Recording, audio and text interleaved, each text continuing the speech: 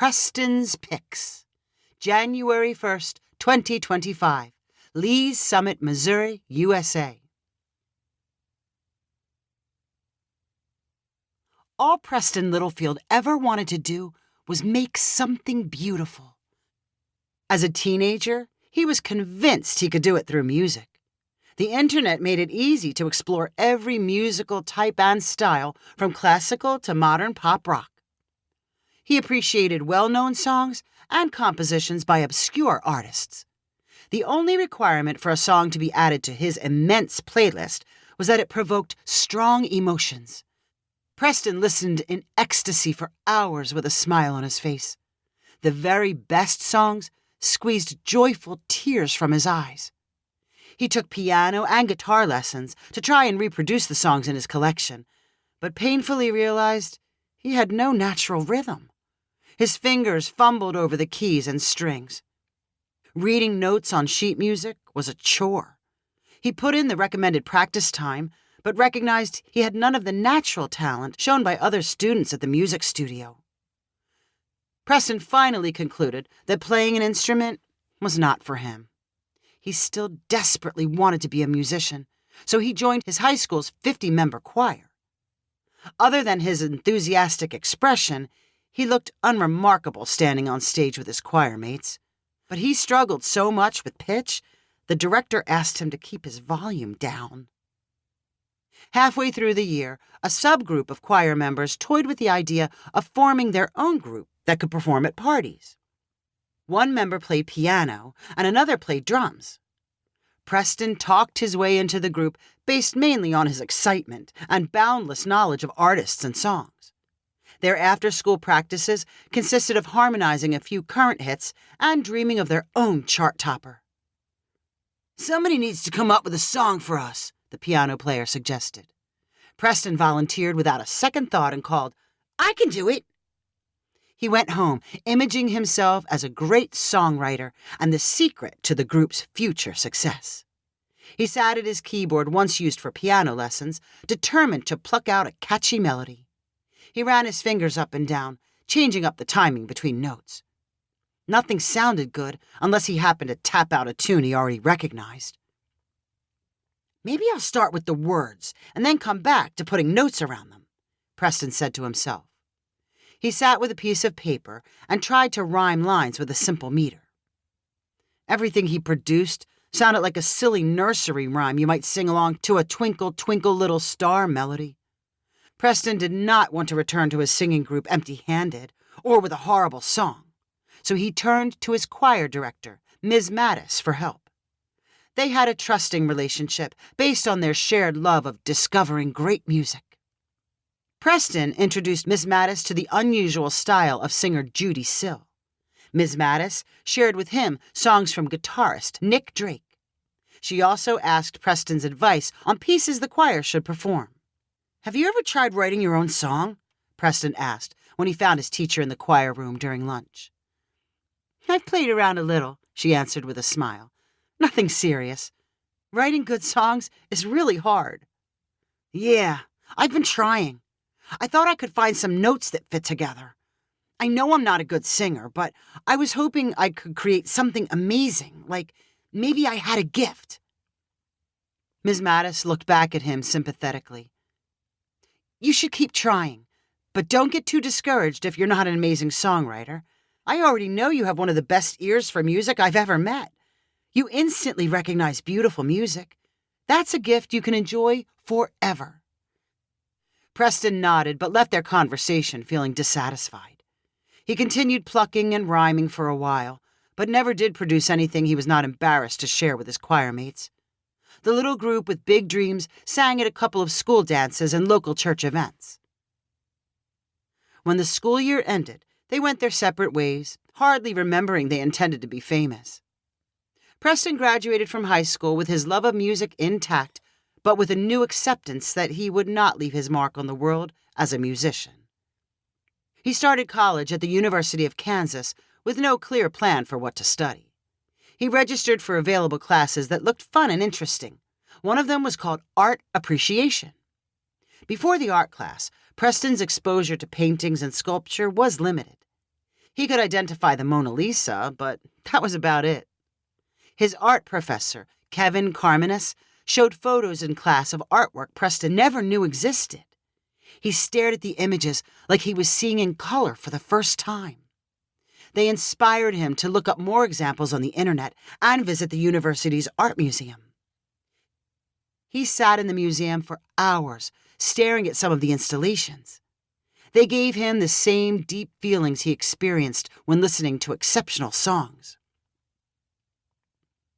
Professor Carmenas encouraged his class to visit him during office hours.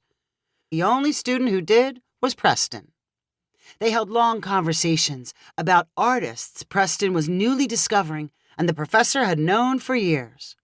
"Let me show you some things the rest of the class won't appreciate," the professor said, pulling art books from his shelves. Midway through the semester, Preston became convinced he was destined to be some kind of visual artist.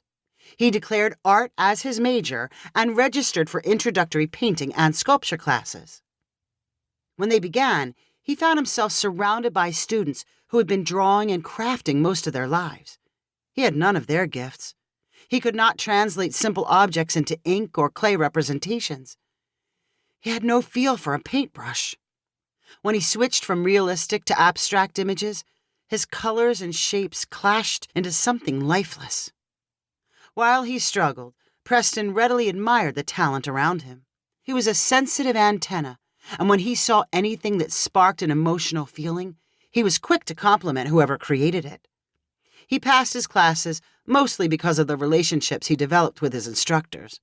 They learned to trust his opinions and even asked him to judge exhibits of student work. Professor Carmenas grew into an informal advisor, and one day he pulled Preston aside for what he called a difficult conversation. "What I'm about to say, I've never said to any student before. You have the extraordinary eye of a master, but you're all feeling and no touch. I'm afraid I don't see a career as an artist for you." Preston nodded disappointingly. It was something he already knew. "I say this as your friend," Professor Carmenas continued. "I know you will love and appreciate great art for the rest of your life, but you should do something else for a career. I think you would be wise to change your major." Preston knew the advice was heartfelt and meant to help. He took it seriously and found the fastest path for graduating with a different career. He switched to psychology and after graduating, landed a job as a product manager for a software firm based in Kansas City. His day-to-day life focused on sales and customers and product features. It was the opposite of the creative life he once imagined. Preston did find solace and joy in his music collection and at the many Kansas City art museums. He happily spent entire weekends enjoying photography collections, traveling sculpture exhibits, and film screenings. After hearing or seeing an especially powerful piece, creative ambitions flickered in his head. He knew he would never make beautiful music or visual art, but maybe there was something else. He decided to try writing. Preston was not much of a reader or writer. He did enough to get by in school and at work, but never for pleasure. After wondering how he would start his writing experiment, he happened upon a website designed for that very thing.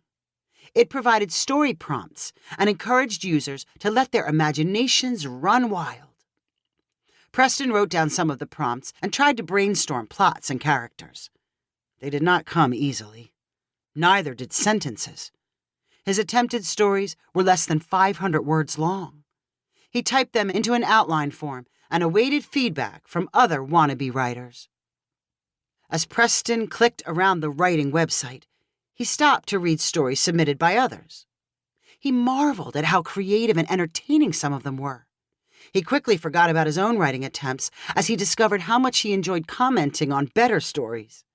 He left behind generous praise, especially after reading a rare piece that sunk deep into his emotions and left him thinking about it for days.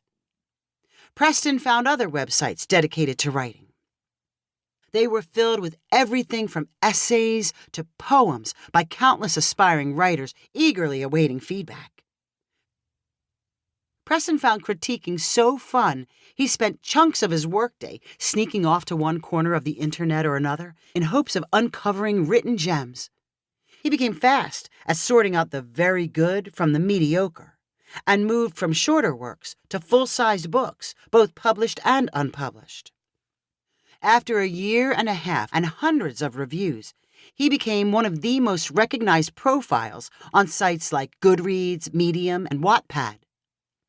Then, during the fall of 2019, Preston learned about a writing and publishing convention in Kansas City. He reserved tickets and spent an afternoon strolling past booths advertising upcoming books and book series. He stopped at a table sponsored by one of his favorite writing websites and met one of its founders, Lauren Fischetti. Lauren recognized Preston's name as one of the site's super reviewers. She invited him to lunch. "It's always exciting to meet someone like you face to face," Lauren said after they sat down to enjoy barbecue sandwiches. "I find myself agreeing with your opinions more than any other active reviewer. When you recommend something, I know it will be good." Preston blushed. "Well, thank you. I didn't know anyone was paying attention. I mostly do it for fun. Actually, I got started by hoping to be a writer myself. Unfortunately, I'd have to give my own writing pretty bad ratings." Lauren laughed. "The world needs you a lot more as a critic than it needs another writer. The word critic has a bad connotation, but to me, a good critic is a light in the darkness. There's a massive amount written every day, and it needs sifting and curation. You've got an extraordinary gift for picking." It was Preston's turn to laugh. "I've had this conversation before. Once upon a time, I wanted to be a musician, and then an artist. Turns out, I was only good at criticizing music and art." "I'd pay attention to anything you had to say. I'd love to see your list of recommendations." Lauren paused, like a good idea was being uploaded to her brain. "Why don't you start something? You could have your own website or run it through social media. People would find you and listen." The lunch conversation profoundly affected Preston. Within 2 weeks, he started his own website called Preston's Picks. At first, he thought it should have more of a sophisticated name, but he liked the alliteration and eventually liked that it sounded down to earth. He organized the website around 3 categories: music, visual arts, and writing. He began with a list of 10 recommendations for each category that every human should experience. For every new week, he added something to one of the lists. Preston's new purpose in life became finding and recommending the most beautiful creations in the world. He drew from his music collection, art student days, and book reviews. He scoured the internet and made weekend trips to art and music festivals, looking for the best of the best. As Lauren predicted, as Preston's lists grew, so did his trusting followers. After 5 years, tens of millions of people checked regularly to see what new thing might make his lists. Previously unrecognized books and movies saw surges in popularity after a Preston recommendation. With one entry, he could lift an obscure author into star status. His picks were coveted like awards. Website advertising allowed him to quit his product manager job and concentrate on full-time critiquing. He spent much of his time traveling to museums and concerts that he had once only experienced in pictures and sound clips. In his role as curator for the world, Preston remained remarkably humble. He liked to remind people that he was first and foremost a failed artist. He was secondly a successful art fan.